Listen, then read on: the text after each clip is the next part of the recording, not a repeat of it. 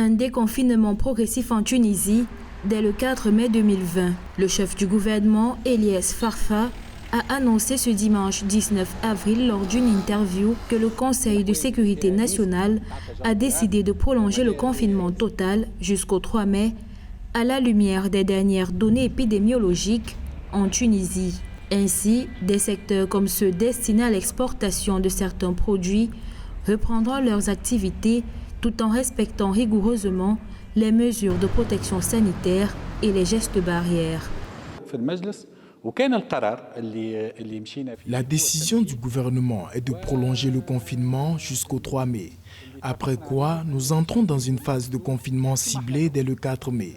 Cette mesure de confinement ciblé se fera en fonction des critères géographiques et épidémiologiques, des tranches d'âge et de la disponibilité des équipements de protection contre le coronavirus.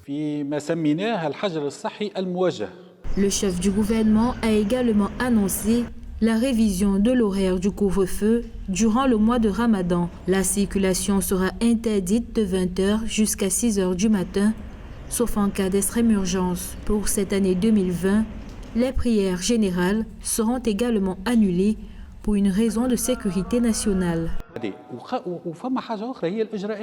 1 million de familles tunisiennes ont perçu des aides sociales pour faire face aux conséquences de la crise sanitaire sur leur quotidien. De nouvelles aides sociales seront distribuées à d'autres familles nécessiteuses et à celles à revenus limités et seront détaillées prochainement par le ministère des Affaires sociales. Pour vaincre cette pandémie, il faut s'unir.